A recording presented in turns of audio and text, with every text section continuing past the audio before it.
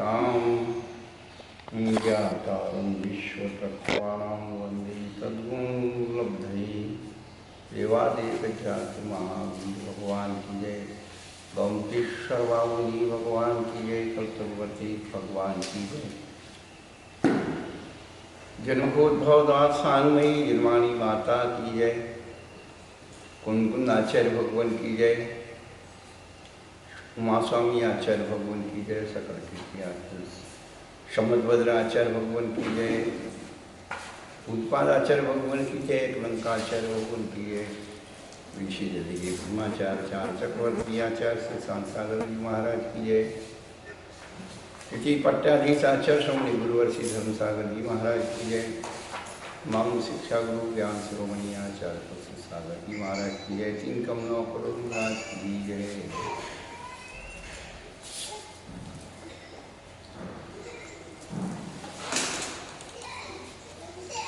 धर्मानुरागी व्याख्यान।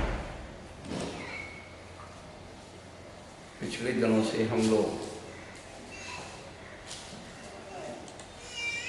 अपने जीवन के बारे में सुन रहे हैं।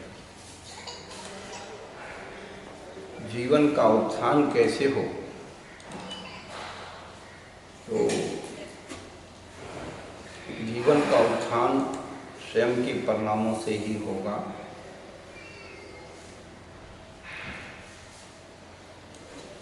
शरीर वचन और मन इनकी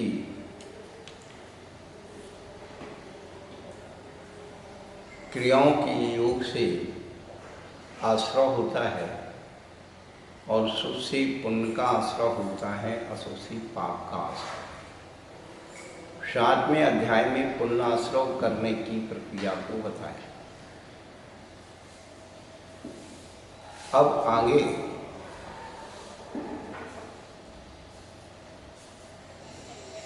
पाप और पुण्य को रोका कैसे जाए।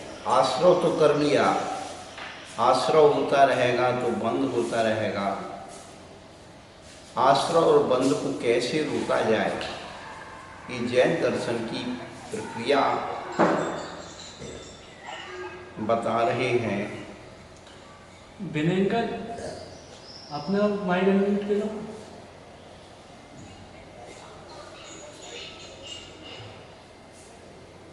ठीक है, ओके। क्या करते, माइक चला के रखते हैं उसमें है? तो गड़बड़ होता है, आवाज़ आती है। अब ठीक होगा।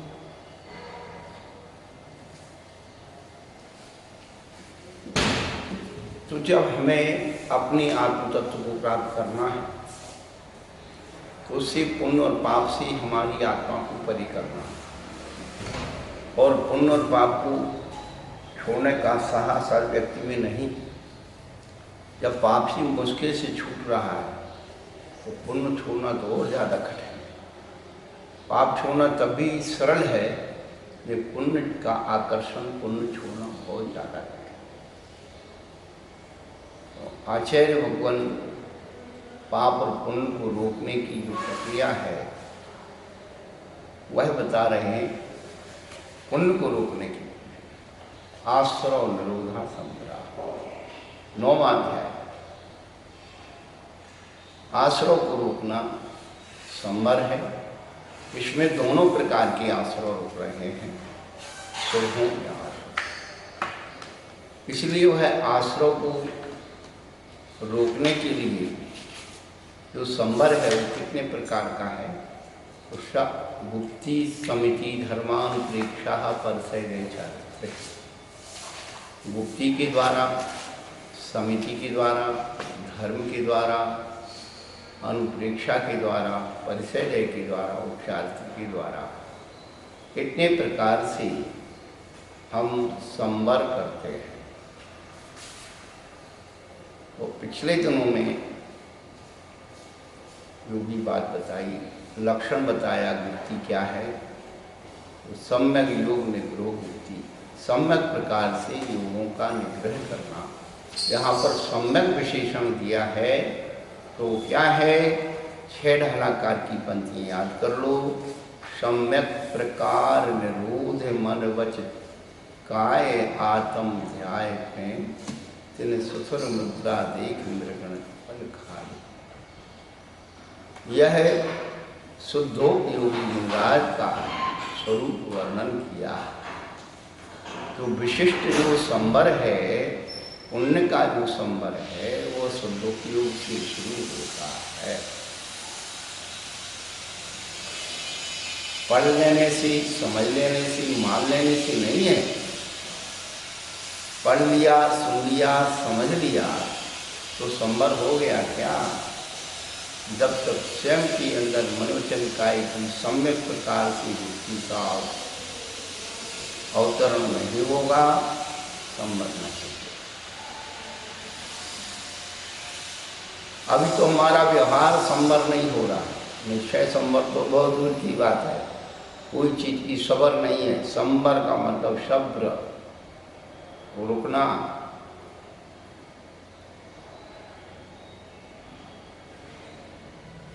तो निश्चय संबर कहाँ से होगा?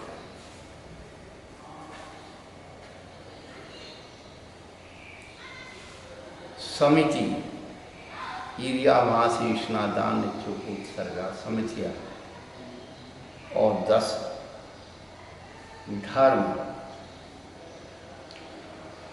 व्रत समिति, मुक्ति समिति, धर्मांतरिक्षा, 10 धर्म की बात कही।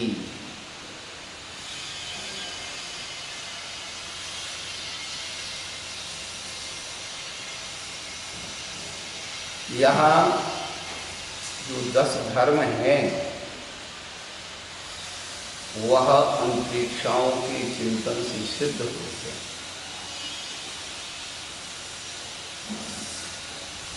10 धर्म और धर्म भावना पिछले दिनों से 12 अंतरिक्षा का चित्रण कर रहे हैं। उसमें मोही दुर्लभ भावना के बारे में 2-3 दिन आपको बताया। और वास्तव में खूब सूक्ष्म चिंतन कर लो कि मनुष्य पर्याय या ये सब पर्याय मिलना दुर्लभ नहीं है, लेकिन वास्तव में दुर्लभ क्या है? इन सब की प्राप्ति दुर्लभता से हुई है, इस बात का ज्ञान होना अत्यंत दुर्लभ। अब दुर्लभता को शाश्वत रखना है तो क्या करना होगा? आचार्य भगवान ने बूढ़ी दुर्लभ भावना की बात धर्म भावना का वर्णन किया है। अब ये तो हमने विचार किया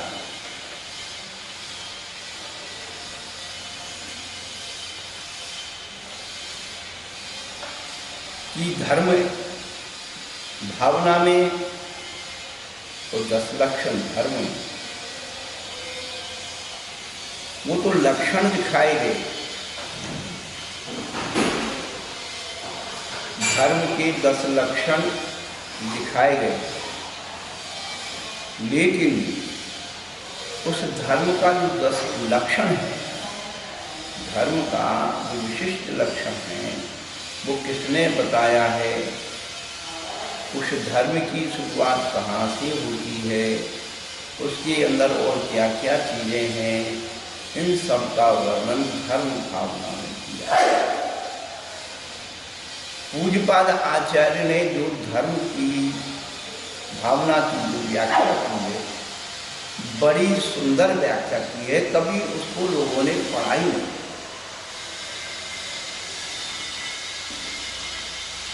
जो धर्म के 10 लक्षण यही अपन जानते हैं, लेकिन धर्म भावना में जो धर्म है उसका स्वरूप क्या बताया है? जैनेन्द्र देव ने यह जो अहिंसा लक्षण धर्म कहा है, धर्म की शुरुआत अहिंसा से होती है, ये हमेशा अपने जीवन में गांठ बांध के रखें। और उस अहिंसा में, उस धर्म में हमारा खान पान सम्मिलित है। अहिंसा खान पान के सुधार से आती है। इस जीव को बस में रखना, इस जीव की रक्षा करना, क्या बोलने में और खाने में।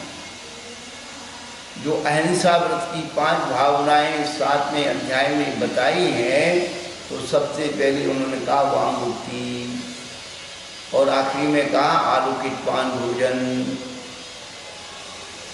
तो ये जीव सबसे ज़्यादा हिंसा करती है खाने और भोजन। तो आदमी ने भाषा और भोजन तो सुधारा नहीं, अहिंसा के नाम पर पूजन सुधार। असली चीज तो जो सुधारनी थी वो तो एक तरफ गई। बड़े अच्छे तर्क देते हैं, क्या उनके तर्क का वैल्यू है। अरे भाई गृहस्थ जीवन तो बिना उसकी चलता नहीं, पर मंदिर में तो अहिंसा होना चाहिए। मंदिर में हिंसा क्यों होती है? वो कहते हैं भाई अन्य क्षेत्रे कृतम पापम धर्म क्षेत्रे तो मुच्यति, धर्म क्षेत्रे कृतम पापम बदली को। तो धर्म क्षेत्र की हिंसा केवल भूत चढ़ाने में ही दिख रही है तुझे। अच्छे जोड़ी का पैसा रख लिया, मंदिर का दुकान खा ली, मकान खा लिया, खेती खा ली, उसमें तुझे हिंसा नहीं दिख रही है। मंदिरों के मकान जो है अभी तक पुराने ज़माने में बुजुर्गों ने दे दिए थे, आप गांव से भाग के आए, भैया यहाँ रह लो जब तुम्हारी व्यवस्था हो जाता। नहीं, उसके मालिक बन गए साहब, वो नहीं दिख रहा तुझे है। वो दुकान मंदिर की है, 5-5 रुपये महीने की दुकान, आज आपकी दुकान बन गई है 5-5 हज़ार, 10-10 हज़ार, 20 हज़ार रुपये किराए को उठा, और मंदिर की 5। ये सबसे बड़ी हिंसा है। आप हिंसा की बात करते, इतनी बोलियाँ देते हो और पैसे चुकाते नहीं। आखिर हिंसा या किसी ने भक्ति से श्रद्धा से आस्था से कुछ चला दिया, ओ तुमने बड़ा तूफान खड़ा कर दिया, ये इतनी बड़ी हिंसा हो गई है। चढ़ाने वाले को पीट करके मारा, पंचेंद्री को एक इंद्री के पीछे पंचेंद्री को मारा, ये तुम्हारी हिंसा ना।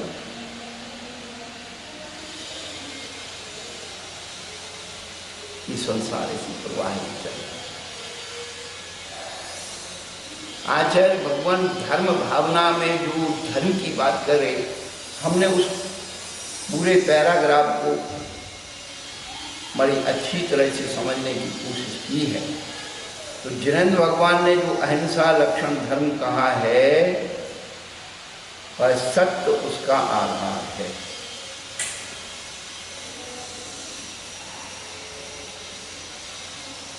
और विनय उसकी जड़ है, क्षमा उसका बल है, ब्रह्मचर्य से रक्षित है, उपशम की उसमें प्रधानता है, नियति उसका लक्षण है, और परिग्रह रहित बना उसका अवलंबन है। अब इसे इतने से पैराग्राफ में आचार्य भगवान ने वो सारी बातें कह दी जिसमें हमें धर्म की अनुभूति, धर्म भावना, जिससे हमारे जीवन की 10 लक्षण धर्म उद्घाटित होते हैं। अहिंसा, सत्य, अचौर्य, ब्रह्मचर्य और अपरिग्रह, ये 5 पाप को त्याग करके जो मिलता है। अहिंसा लक्षण कहा, अहिंसा के बाद सत्य आधार कहा, और अचौर्य जो उपशम भाव है उसमें अचोरता की प्रधानता है, क्योंकि माया चाह उपशम भाव में फिर किसी का अपना लेना देना नहीं होता है, उपशम भाव से अचौर्य है। और उन्होंने कहा ब्रह्मचर्य से रक्षित है, और परिग्रह रहित बना अवलंबन। ये 5 पापों के 5, अहिंसा, सत्य, चोर, ब्रह्मचर्य, अपरिग्रह। धर्म, अहिंसा धर्म हो गया, सत्य उस धर्म का आधार है, अचौर्य भाव उस समता को लाता है, और ब्रह्मचर्य उसका रक्षक है, और अपरिग्रह उसका अवलंबन। ये 5 पाप और 4 कसाय। ये देखिए आप, विनय, मार्दव। विनय क्या है? उत्तम, मार्दव विनय प्रकाश है। तो विनय किससे आएगी? मान रहता से विनय आती है, नहीं मार्दव, तो मान का नाश।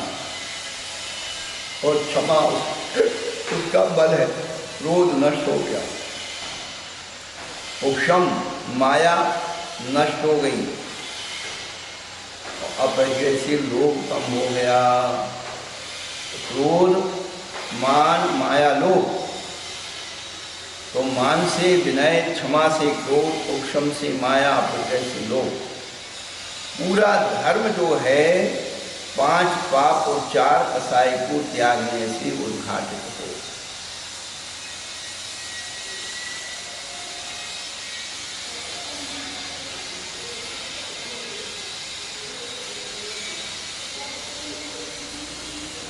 नियति जिसका लक्षण है। एक और बात कही, नियति जिसका लक्षण है, जो रोज बदलता नहीं। धर्म का लक्षण जो है नियत कर दिया गया है।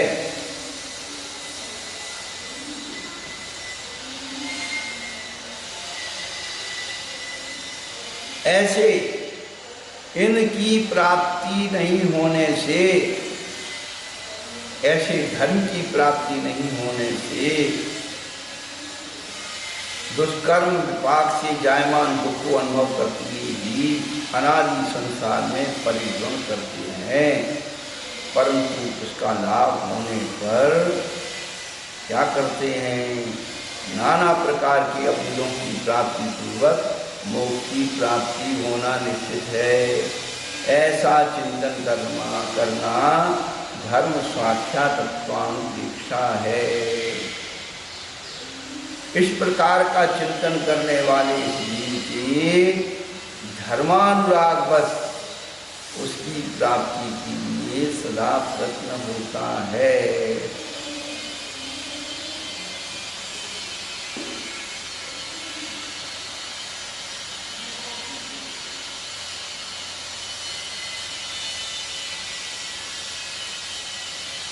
तो जो वास्तव में धर्म है, चाहे वो 10 लक्षण धर्म हो या पाप रूप त्याग रूप धर्म हो,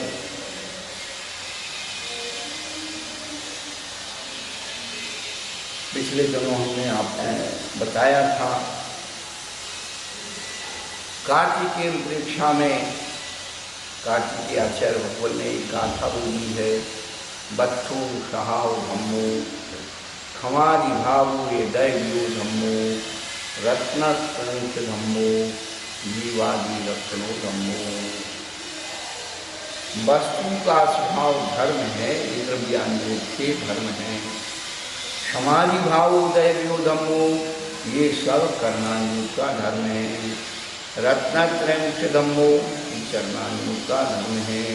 और जीवादि लक्षणों धम्मो, जीवादि का रक्षण करना धर्म है, ये प्रथमान योग का धर्म है। प्रथमान योग हमेशा पहले जीव दया करना सिखाती है। जीवों की रक्षा करो, मांस मत खाओ, मदरा मत पियो, मधु मत खाओ, पंचगंबर मत फल मत खाओ। ये सब अहिंसा धर्म से जोड़ने के लिए है। शब्द व्यसन का सेवन मत करो, ये सब प्रथमान योग का धर्म है।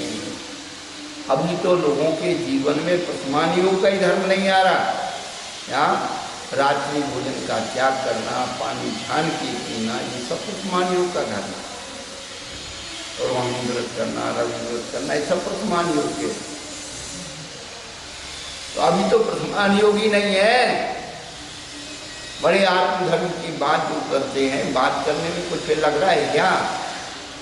किताब पढ़ के सुना जी हाँ हाँ कर दिया, आत्मा हो गई।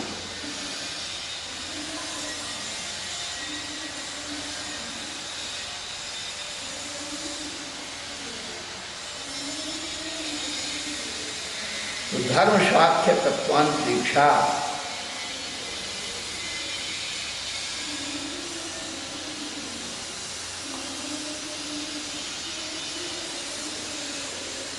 इस प्रकार प्रकार अनित्य आदि अंतरिक्षाओं का साधन मिलने पर उत्तम क्षमादि के धारण करने से महान संवर होता है।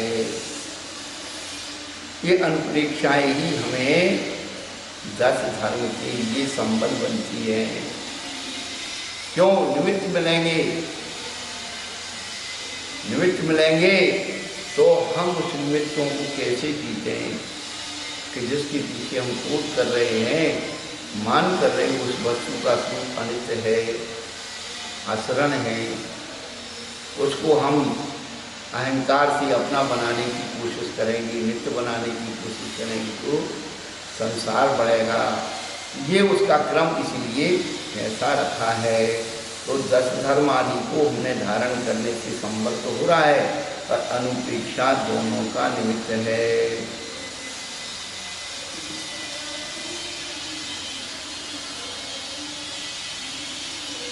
इसलिए अनुप्रेक्षा वचन मध्य में दिया है, मध्य दीपक। अनुप्रेक्षाओं का चिंतन करता हुआ जीव उत्तम समाधि का ठीक तरह से पालन करता है और परिसरों को जीतने के लिए उत्साहित होता है। वहाँ 10 धर्मों को पालन करने के लिए और परिसरों को जीतने के लिए ही बीच में 12 भावनाओं को रखा है। उपसर्ग परिचय को सहन करने की ताकत भी 12 भावना से आती है और 10 धर्मों को पालन करने की, 10 धर्मों को सिद्ध करने की जो प्रक्रिया है वह भी 12 भावनाओं से होती है। सब कुछ तो हमारे आचार्य भगवान मिल गए, लेकिन पढ़ने की किसको फुर्सत है?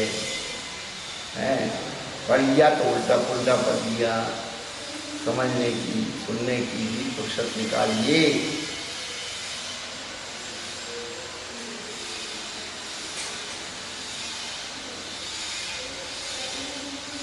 गुप्ती समिति धर्म प्रेक्षा की सिद्धि परिचय जैसे होगी।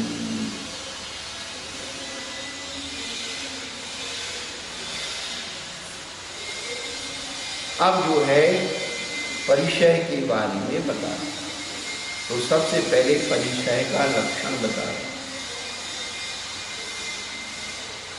मार्गाच्युवन निर्जलार्थम परिशोधव्याः परीक्षाः। माल से चुकना होने के लिए और कर्मों की निर्जा करने के लिए जो सहन करने योग्य हो वे परिचय हैं। यहाँ पर प्रकरण कौन सा चल रहा है? संबर का। तो संबर के मार्ग से चुकना होते हुए कर्मों की निर्जरा करने के लिए उद्देश्य क्या है? कर्मों की निर्जरा करना। इस उद्देश्य से जो सहन किया जाता है वो परिचय है। तो सहन, आपका परिवार है और 2-3 भाई हैं, आजकल तो 2 ही बच्चे हैं, तो वैसे तो अब घर में अलग अलग हो गए सब, और जब व्यापार है, एक ही व्यापार है, ये है वो है, सब रहता है, एक ही रसोई रहती है, और जब ये देखते हैं कि भैया अलग कब होना है, तो अपन कमज़ोर हैं तो सहन करते रहते हैं, और जैसे ही थोड़ी देखा कि अपन ताकतवर हो गए, सो ही बस वहाँ कहते अब मेरे से सहन नहीं होता है, अब तो मुझे आदि अलग होना है। इतने दिन से सहन कैसे कर रहा था? स्वार्थ। तो जो स्वार्थ से सहन किया है वो निर्जला का कारण थोड़ा ही है। तो ख्याति लाभ पूजा के लिए भी साधु सहन करता है, प्रशंसा के लिए भी सहन करता है, तो परिचय दे नहीं है।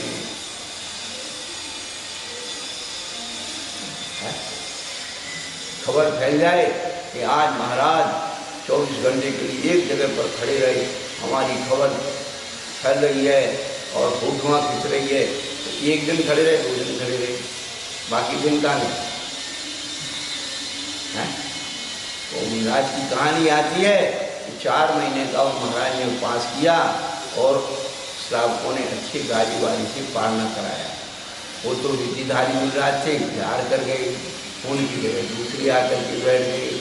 और ये महाराज आप तो बहुत तपस्वी है, महाराज मन ही मन खुश हो रहे हैं, हमारी बड़ी प्रशंसा हो रही है। ये अनादि काल का चाहे ग्रस्त हो चाहे साधु हो, ये ध्यान रखना बड़ा मुश्किल है वहाँ तक पहुँचना। ये जीव अनादि काल से झूठी प्रशंसा सुनने का है, और सम्यक दृष्टि का लक्षण है और सच्ची प्रशंसा से ही अपने आप को प्रसन्नित नहीं करता। वो क्या सोचता है, भैया ये प्रशंसा मेरी नहीं कर रहा, एक मुनि पर ही कर रहा। पहला। दूसरा, ये प्रशंसा करके भैया ये तो अपना पुण्य मान रहा है, उससे मुझे क्या मिलने वाला है। इस प्रकार से रिटर्न अपने आप को साधु ले आता है। यदि खुश होए, आनंद होए, सबको बताता फिरे, देखो सब गया काट जाते। तो संवर मार्ग से च्युत ना होते हुए, संवर के मार्ग से च्युत ना होते हुए कर्मों की निर्जरा के लिए जो सहन किया जाता है, हम कर्म बंधन करने के लिए सहन कर रहे हैं क्या?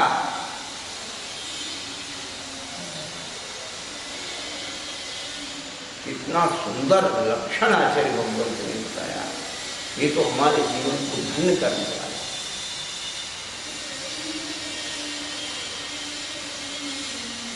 और संवर तो पुण्य का भी करना है, वही तो है असली संवर। अब पुण्य का तुम आश्रय कर रहे हो, पाप का आश्रय कर रहे हो, संवर की बात तो कैसे?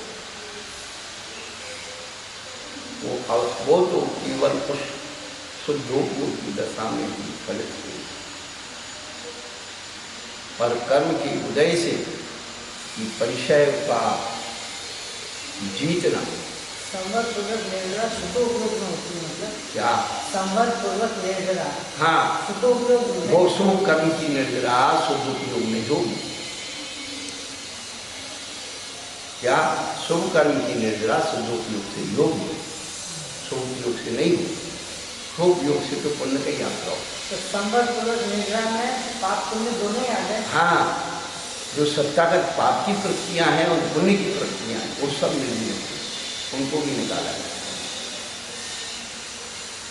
यही जो लक्षण है, जिन पुण्य पाप नहीं कीना, आत्म अनुभव चित कीना, तिन्ही विधि आवत रूपी संवर नहीं सुख अवलोक।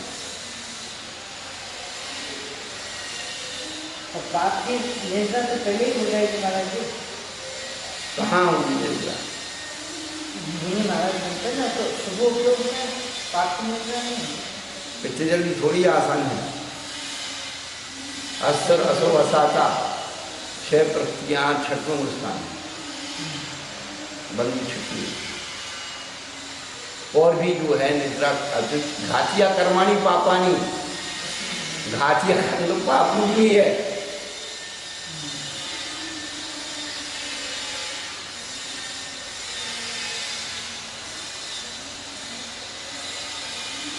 ये तो आध्यात्मिक दृष्टि से ये बताया कि वहां से जो है पुण्य प्रक्रिया भी क्षीण होना शुरू हो जाती है। क्या? पाप कर्म की बंद छुट्टी हो जाती है और पुण्य कर्मियों का भी छूटना शुरू।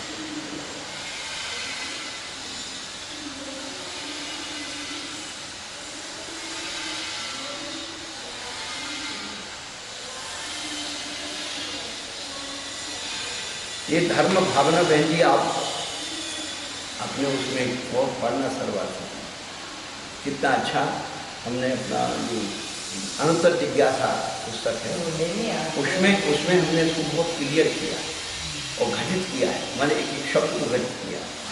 इसमें 5 महाव्रत आ गए और 5 महाव्रत के आधार से वह जो है कषाय। मुझे लेनी है पुस्तक, मैंने भैया से परसों बोला था। अभी नहीं है किताब, बाद में लेंगे। जब आएगी, जब मंगवाएंगे तो वहाँ से मंगवा लेंगे ना। नहीं, अभी है ही नहीं, कहीं नहीं।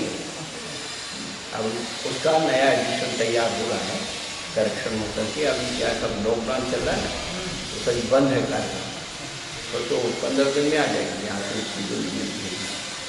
लेकिन जो है ये जो है इसको चिंतन से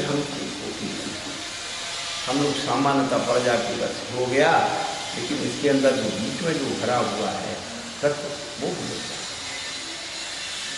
वो परिचय किस लिए सहन किए जाते हैं और वे परिचय कितने हैं, इस बात को बतलाने के लिए पहले उन्होंने परिचय का लक्षण दिया। तो संवर के मार्ग का ग्रहण करना चाहिए, उससे चुकना होने के लिए और निर्जा के सहन करने के लिए होता है वो स्पष्ट है।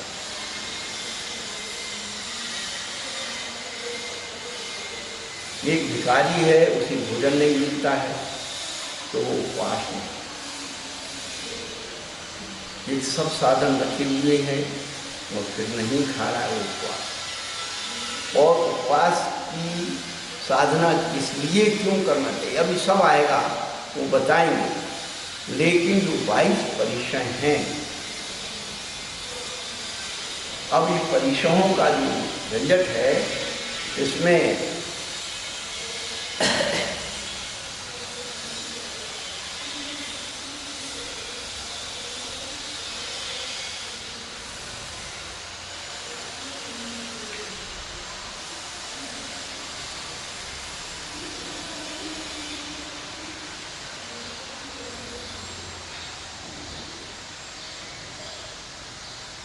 तीन प्रकार के परिचय का विभक्तिकरण हो।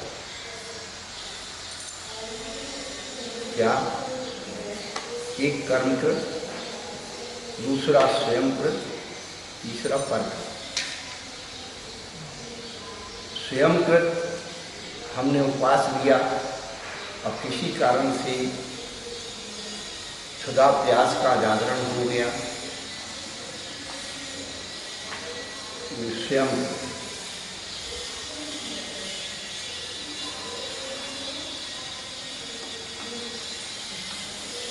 स्वयंकृत, कर्मकृत और परकृत। उपसर्ग और परिचय में क्या अंतर है? उपसर्ग कारण है, परिचय उसका कार्य।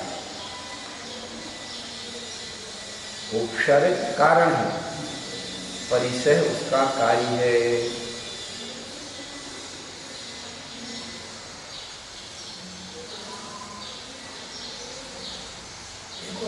स्वयंकृत कर्म तीन बताए। स्वयंकृत कर्मकृत और परकृत। उपसर्ग आदि परकृत हैं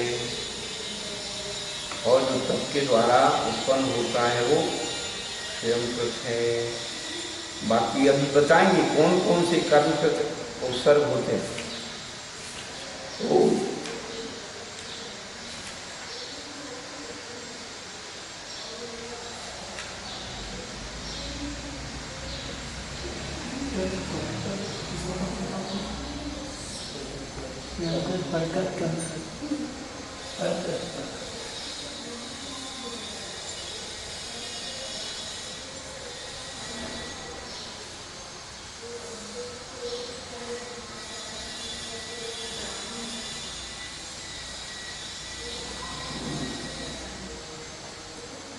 सबसे पहले उन्होंने ये बात बताई कि परिचय क्यों सहन किया जाता है, तो कर्म निद्रा के लिए ही सहन किया जाता है। यदि हमारा उपयोग ख्याति लाभ पूजा का हो गया तो वह जो है परिचय जय की लक्षण से दूर हो जाएगा, वह परिचय जय नहीं रहेगा, वो क्या हो जाएगा? ख्याति लाभ पूजा है। जे ख्याति लाभ पूजा चाहे हरि कर्म विविध विदेहदान। ख्याति लाभ पूजा से नाना प्रकार के शरीर को कष्ट देने वाले उपक्रम जी करता है, वह सब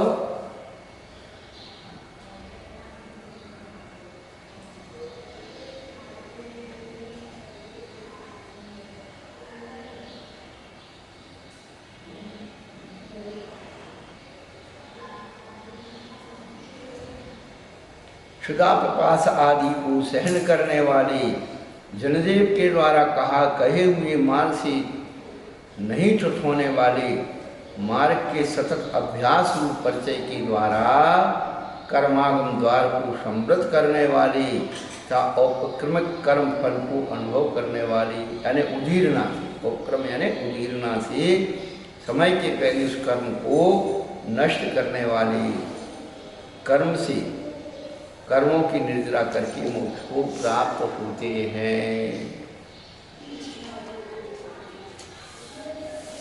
तो मोक्ष तो तभी होगा जब सब हो जाएगा।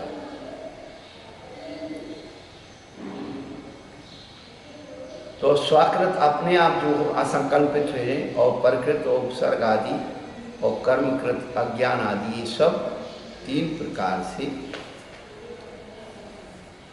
अब अपन जो है 22 परिशों के नाम का सूत्र आचार्य भगवान ने बताया कि इन 22 परिशों की संख्या आप समझ। नाम क्षुत पिपाशा, शीतोष्ण, दंश मशक, नांग्न्यारति स्त्री, चर्या निषद्या शय्या, क्रोश बद याचना, लाभ रोग, तृण स्पर्श मल, सत्कार पुरस्कार, प्रज्ञा ज्ञाना दर्शनान, ये 22 परिचय हुआ करते हैं। साधु के लिए 22 परिचय हैं भैया, और गृहस्थियों के लिए 22,000। क्या उनकी सबसे ज़्यादा बड़ा परिचय पता है? खान पान परिचय नहीं है, सबसे बड़ा परिचय है आप लोगों के जीवन में पत्नी परिचय। हाँ, उसको जिसने सहन कर लिया भगवान बन गया। हम तो बार बार यही कहते मोक्ष किसका नाम है भैया? मोक्ष किसी जगह का नाम नहीं है। स्त्री को जीतना और स्त्री से जीतना, इसी का नाम मोक्ष है, और कोई मोक्ष नहीं है।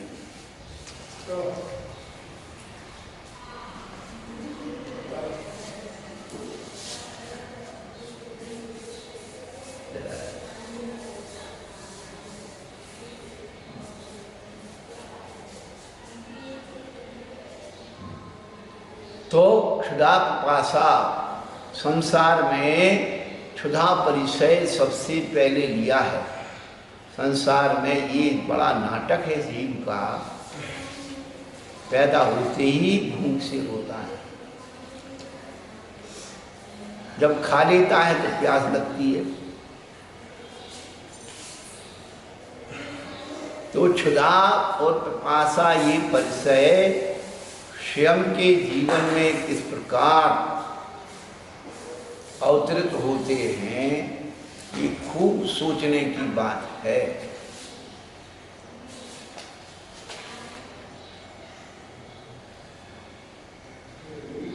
तो क्षुधा परिचय जीतने का संस्कार कैसे बनेगा? क्षुधा को जीतने का आप कहते ना क्षुधा रोग विनाशनाय, भैया ये क्षुधा रोग को नाशन करने के लिए नैवेद्य चढ़ाते हैं। उसका जो लॉजिक है हम तो अपने जीवन से जोड़ कर देखते हैं। 50 वर्ष पूर्व गांव में रहते थे, तो जब कोई पर्व और त्योहार आता था, घर में नैवेद्य और व्यंजन पकवान बनते थे। हम लोग तो बच्चे भैया घर में हल्ला मचाना शुरू कर देते कि मिठाई जल्दी लाओ, खाने को जल्दी ये लाओ वो लाओ।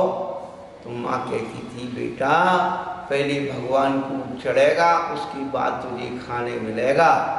तो उतनी देर तक हम क्षुधा को जीतते। क्या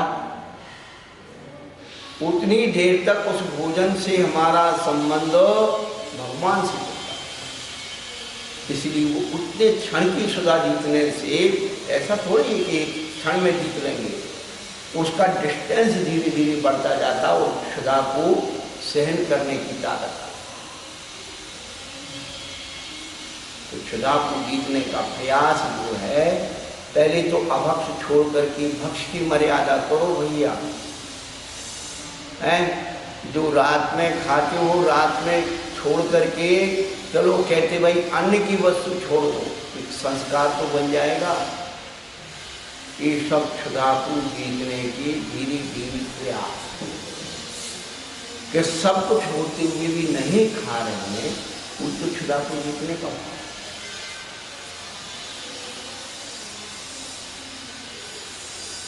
अब है ही नहीं भोजन, और वो कह रहे कि हमने क्षुधा को जीत लिया, कैसे जीत लिया? संसार में सबसे कठिन है क्षुधा को जीतना। अच्छे अच्छे मुल्ला जो उपवास करते हैं ना 10-10, 20-20, वे भी क्या हो जाते हैं, क्षुधा से विचलित हो जाते हैं, मांगने लगते हैं भोजन खान पान। दुनिया का सब सहन हो जाएगा, लेकिन क्षुधा प्यास को सहन करना होगा। एक गुरु महाराज थे, आश्रम चलाते थे। एक दिन गुरु महाराज ने एक प्रश्न किया अपने शिष्यों से। अब आश्रम में तो सभी तरह के बच्चे होते हैं, कोई श्रम करते हैं, कोई पढ़ते हैं, कोई व्यवस्था करते हैं, कुछ आलसी पालसी होते हैं, सब प्रकार के जीव जंतु होते हैं। गुरु महाराज ने प्रश्न किया कि जल से पतला कौन है, और कौन भूमि से भारी, और कौन अगन से तेज है, कौन काजल से काली। तो एक पेटूराम शिष्य था, वो खड़ा हो गया, गुरु महाराज इसका जवाब हम बताएंगे। गुरु महाराज ने सोचा आज तो सूरज पश्चिम से उग गया, ये कुछ जानता नहीं है, खाना पीना और इसमें अलावा मस्त रहता है, और आज तो ये प्रश्न का जवाब दे रहा है, इसका ज्ञान खिल गया। गुरु महाराज ने भी कहा बताओ भाई बताओ क्या बताते हो। तो चेले राम कहने लगे गुरुजी जल से पतली भूख है, भूख भूमि से भारी, और भूख अगन से तेज है, भूख काजल से काली। और जैसे ही ये बोला चेले राम ने, और गुरु महाराज ने उसे कह रहे यही जब जब तुझे खाना दिखता है, जैसे अमित सागर महाराज है ना, वो बहुत खराब महाराज है, कहीं भी किसी को कहीं भी बिगाड़ दे। हाँ, उनको मालूम है, जितने जो बैठे ना पुराने लोग जानते हैं कि महाराज जो है फिर हाँ भाई टाटा जल्दी कर देते हैं, तो लूटे भी छूटे। तो वो जो कहने लगा चेला राम कि महाराज जल से पतली भूख है, और भूख भूमि से भारी है, भूख अगन से तेज है, भूख काजल से काली। और गुरु महाराज ने डांट लगा दी। तो चेले राम पे चले, महाराज आप तो अमित सागर महाराज जैसे डांटते, तो आप मेरी बात पूरी तो सुन लो, आप पूरी हम सिद्ध कर देंगे तो मान लेना।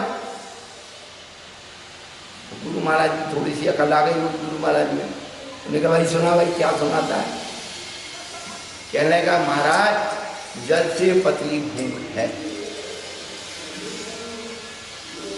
उसने सिद्ध किया कि महाराज जब बहुत भूख लगती है, बहुत भूख लगती है, तो क्या होता है, रोना आ जाता है, आता कि नहीं। जो 50 साल 40 साल के व्यवहार में हो गए हैं, जो पहले ज़्यादा टिफिन नहीं जाते थे स्कूल में, ज़्यादा ये नहीं जाता था, ज़्यादा पैसे नहीं मिलते थे, तो क्या होता था, स्कूल से पढ़ के आए और बस्ता एक तरफ, और मम्मी रोटी दो, बच्चे चिल्लाते मम्मी रोटी दो, भूख लग रही है, अरे बेटा थोड़ा भी सब्जी बनाना है, ये करना है, नहीं मम्मी आप तो कैसे भी दो, हम तो पापड़ के पूरी बना के खा लेंगे, पर हमको तो जल्दी रोटी दो। बहन जी जमाना बदल गया है, क्या करें। पहले बच्चे के बिना रोए तो माँ भी दूध नहीं पिलाती थी, बच्चा रोता था तब माँ दूध पिलाती थी। अब मम्मी रोती है तब बच्चा दूध पीता है। मम्मी पीछे पीछे दौड़ती, बेटा खा ले, बेटा पी ले। ये यथार्थ जीवन का सत्य है। तो जब भूख लगती है, तेज भूख लगती है, तो आंखों से आंसू आ जाते हैं। तो आंसुओं का अनुपात जो है ना, केमिकल टेस्ट आंसुओं का, पानी से भी पतला है। अब समझ में आई? इतने सालों से सुन रहे हो, लेकिन ये पानी से पतला, क्या पानी से पतली भूख है। तो आंसू आते हैं और आंसू का अनुपात पानी से भी पतला है। तो जल से पतली भूख है, और भूख भूमि से भारी है। अब तो कोई भारी भारी नहीं दिखती, अब तो सवारी हो गई सब। अरे पहले 50 साल पहले हमारे बुजुर्ग लोग संबे शिखर की यात्रा करने जाते, ऊपर चढ़ गए सवेरे जल्दी, चढ़ तो गए, और जैसे ही उतरने लगे वंदना के बाद तो भूख लगने लगी। भैया अब हमसे नहीं चला जा रहा है, वहीं फैल जाती। तो हमारे बुजुर्गों ने उस पहाड़ पे भाता घर बनवा दिया कि भैया उतर के आओ तो सेव लड्डू खाओ, जल्दी नीचे उतरो, नहीं कोई तुम भूखे पड़े रहोगे, शेर आ गया खा जाए। तो भूख भूमि से भारी, 4 कदम नहीं चला जा। समझ में आया? भूख भूमि से भारी हो गई कि नहीं? और भूख अग्नि से तेज, अग्नि से भी तेज भूख कही। आप अग्नि में कुछ भी जलाओगे तो राख बन जाएगी, लेकिन यदि ये जठराग्नि है ना, जठराग्नि ये तेज हो गई तो क्या हो जाता है मालूम है? कौन सा रोग हो जाता है? भस्मक व्याधि रोग हो जाता है। तो भस्मक व्याधि का लक्षण क्या है? वो खाता तो है पर जाता नहीं है, सब अंदर भस्म हो जाता है। समनभद्र आचार्य को भस्मक व्याधि थी। और कौन से आचार्य को थी पता है आपको? आर्यनंदी, ये वाले आर्यनंदी नहीं, पुराने आर्यनंदी थे, उनको भी भस्मक व्याधि थी। तो कितना भी खाते थे भूख शांत होती नहीं। समनभद्र आचार्य की कहानी तो सबने सुन रखी है, पढ़ रखी है, और खास करके फिरोजाबाद वाले तो जानते, वहाँ चंद्रपुर भगवान है, तो वो तो उन्हीं के समनभद्र आचार्य की गुण गाते रहे।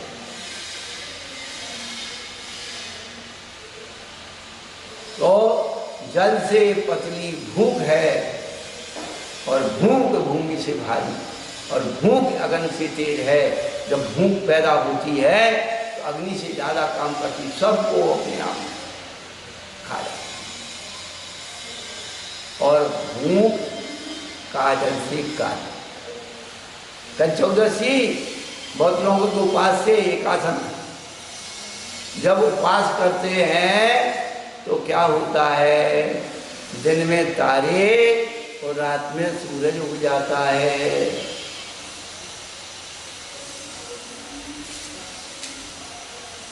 दिन में नींद आती है, दिन में तो रात हो जाती है, तारे दिखते हैं। और रात में 11 बजे के बाद नींद खुल गई तो बार बार हर आधा घंटे में देखते हैं, अरे अब सवेरा कब होगा, सवेरा कब होगा, सवेरा कब होगा। और सवेरा भी हुआ तो क्या चक्कर आ रहे हैं, आंखों के सामने अंधेरा छा जाता है। तो भूख काजल से काली, आंखों में अंधेरा छा जाता है भूख के मारे। तो भूख काजल से काली है बहन जी।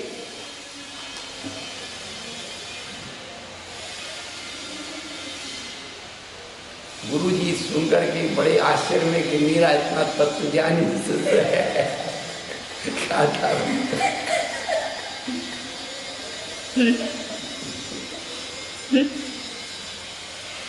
पर गुरु जी ने क्या बताया? जल से पतला ज्ञान है,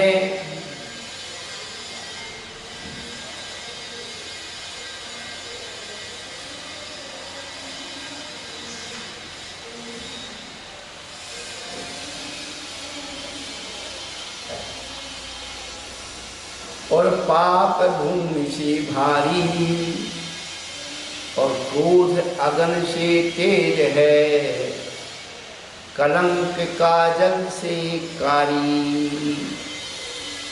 जल से पतला ज्ञान है।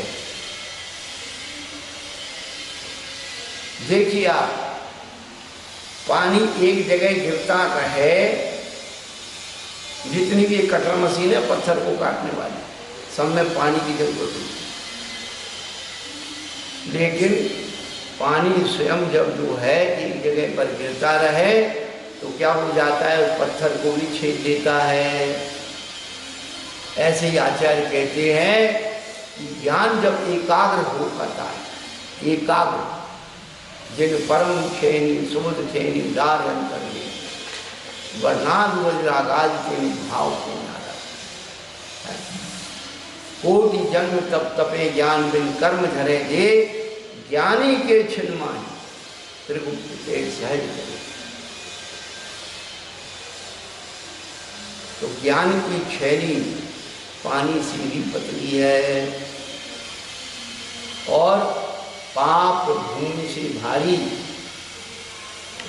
जो भारी चीज है वो नीचे जाती है तो नरक निबुद्ध की तरफ जाती है। और क्रोध अग्नि से तेज है। क्रोध को अग्नि कहा। दीपायन मुनि को क्रोध आ गया तो द्वारिका जल गई। आपके क्रोध में पिछले दिनों से बताते रहे, मिथ्या दृष्टि का क्रोध कैसा होता है, स्व पर विनाशक। क्रोध को अग्नि की उपमा दी। क्रोध अग्नि से तेज है। अग्नि तो थोड़ी थोड़ी करके हवा लगेगी तो फैलेगी, लेकिन क्रोध अग्नि तो बिल्कुल एकदम सपाट पेट्रोल चारों तरफ फैल जाती एक साथ। और कलंक काजल से कारी। कलंक ऐसी चीज है, काजल तो तब भी कालापन मिट जाता है, लेकिन कलंक लग गया तो पीढ़ी दर पीढ़ी कोई मिटता नहीं है। कोई अपने बच्चे का नाम रावण रखता है क्या? कोई अपने बच्चे का नाम कंस रखता है क्या? कोई नहीं। दुशासन रखता है कोई? ये दुष्कर तब भी रख देंगे, दुशासन को नहीं रखते। कलंक काजल से ही अधिक काला होता है, जो पीढ़ी दर पीढ़ी। तो बंधुओं, ये क्षुधा रोग को जीतने के लिए हम नैवेद्य बनाकर चढ़ाएं भगवान। हाँ, अभी एक दिन आचार्य श्री संत श्रोमणी विद्यासागर जी महाराज ने भी अपने प्रवचन में कहा, एक चटक नैवेद्य नहीं है। हमारी जो खाद्य सामग्री है, मर्यादित सामग्री है, खाने वाली जो भोजन की शुद्ध सामग्री, वो सब नैवेद्य है। अब हम आचार्य श्री को तो मानते, उनकी नहीं मानते।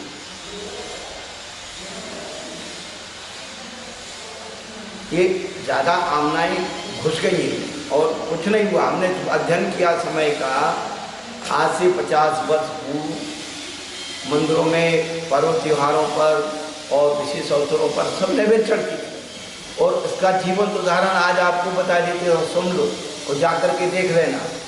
अजमेर में सोनी जी की नसिया है, भली वो 13 पंथ आमनाई की मानी जाती है, लेकिन साल में 2 बार 3 बार उनके घर से शुद्ध नैवेद्य बन करके उस नसिया में चढ़ता।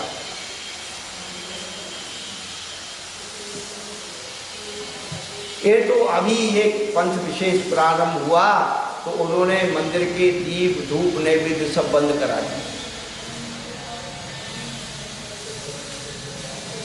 पहले 100 साल पहले सब चढ़ता था।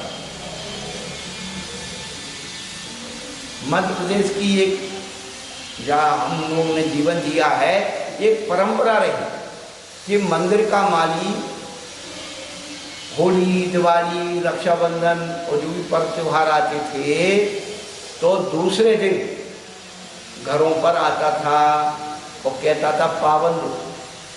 उस सब्जी उसे उसका नाम रख दिया पावन। तो पहले हमारे जो बुजुर्ग लोग थे पूरी नैवेद्य जो घर की थी वो मंदिर में चढ़ाते थे। अब पंचों ने फैसला किया कि भाई मंदिर में जो है गंदगी होती है और ये होता है वो होता है, ये यहाँ से बंद करो। तो माली ने कहा कि फिर हम तो भूखे मर जाएंगे, क्या करें। तो उससे कहा भाई तू एक काम कर, तू अपने हिस्से का जो हम यहाँ चढ़ाते हैं तू घर से ले जाया कर। तो हमारी माता बहनें जो नमकीन है, मिठाई है, पूड़ी है, सब इतना भर करके उसकी लड़िया में रख देते थे। तो घर घर जैनियों के यहाँ से वो ले आते। अब तो वो सीधी परंपराएं खत्म हो गई, माली बहुत संपन्न हो गए। अब तो तुम्हारे चावल भी नहीं लेंगे थोड़े दिन में, ध्यान रखना। वो कहेंगे चावल, मैं आपको बता रहा हूँ मेरे जीवन को आप याद करना। 2, 4, 10 साल में माली इतने पढ़े लिखे हो गए सब, वो कहेंगे 9 बजे के बाद कोई चावल मत चढ़ाइए, क्योंकि हम 9 बजे के बाद ड्यूटी चले जाते हैं, ये सफाई कौन करेगा। तो आप तो हमारा एक डिब्बा रखा है, उसमें सीधे पैसे डालो। बात बेचने जाना पड़ता है और तुम खोटे चावल चढ़ाते हो, तो उनका तो और सुधार हो जाएगा। आ जाएगा, समय आएगा, चिंता मत करो। हाँ, परंतु जो अपने इष्ट को तो सामग्री सब स्वाहा कर दी, इसलिए घर घर में बीमारियां हो गई, क्षुधा रोग नाशन आए। जो नैवेद्य भगवान को चढ़ाना चाहिए थी वो नैवेद्य हम स्वयं खा गए। असली निर्माल्य तो ये है। आचौर व्रत की भावना में भक्ष शुद्धि कही। यदि भिक्षा की शुद्धि आप नहीं करते हो तो चोरी करते हो। 16 दोषों से रहित यदि आप रसोई नहीं बनाते हो तो आपसे बड़ा चोर नहीं है कोई। क्या अकेले ताला तोड़ करके चोरी कर लेना या किसी का पर्स मार लेना या सोना चांदी छुड़ा लेना यही चोरी नहीं है। यदि आप अपने घर में शुद्ध रसोई बना के नहीं खाते हो, इससे बड़ी चोरी और कोई नहीं। आचौर व्रत की 5 भावनाएं: शून्यागार, विमूर्तावाद, परोपरोदाकरण, भक्ष शुद्धि, सदरमा, विषंबादः, पंच। पढ़ते कहाँ है हम लोग? अहिंसा व्रत की भावना में आलोकित पान है, आचौर व्रत की भावना में भक्ष शुद्धि है, ब्रह्मचर्य व्रत की भावना में विष इस रस त्याग है। 3 जगह भोजन रखा। कहाँ जाओगे बच के? इस शरीर को पोषण करने के लिए तो हम भक्ष सब कुछ खा रहे हैं। आत्मा की पोषण के लिए इनका त्याग करना। तब आचार्य भगवान कहते यद जीवस उपकार है तस देहस अपकार कम। यद देहस अपकार है तस जीवस उपकार। जो जो साधन इस शरीर का उपकार करते हैं ये सब आत्मा के अपकार करने वाले हैं। और जिन जिन साधनों से आत्मा का उपकार होता है वो सब शरीर का अपकार करना।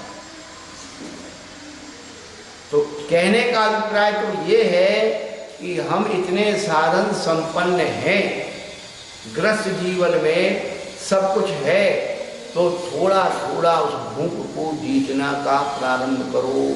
मन को जो देखा खाया, मन चल गया वो खा लिया, मन चल गया ये पी लिया, ये मत करो। अपनी भूख को जीतना है तो सबसे पहले अभक्ष को छोड़ो। अभक्ष को छोड़ने के बाद भक्ष में भी मर्यादा बनाओ।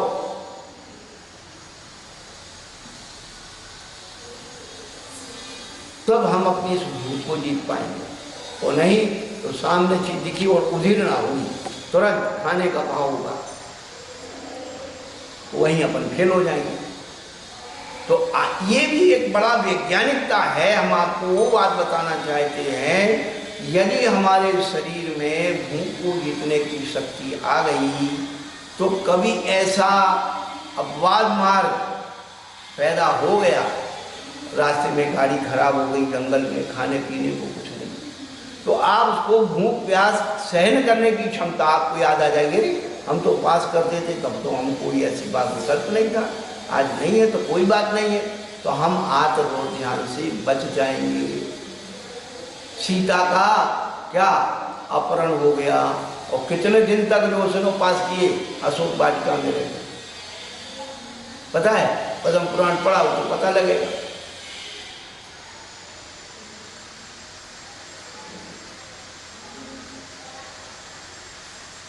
तो प्रसंग मिलने पर, उपसर्ग आने पर कभी हमें उपवास भी करना पड़े तो हमारा पूर्व प्रयोग, ये छोटी छोटी बातों से हमारा पूर्व प्रयोग बन जाता है और उसको सहन करने की, भूख प्यास को सहन करने की क्षमता है।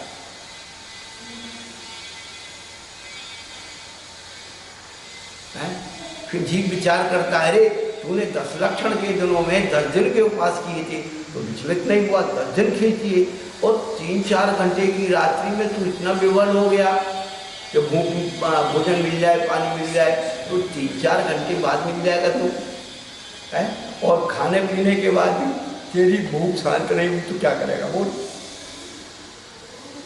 तो इस जीव को लौटाना पड़ता है।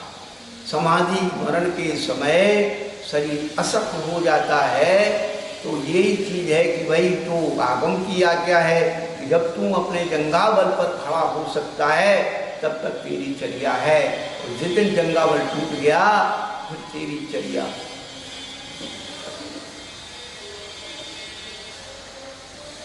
तो उपवास जो है, क्षुधा को जीतना जो है, समाधि को साधने की एक साधना है।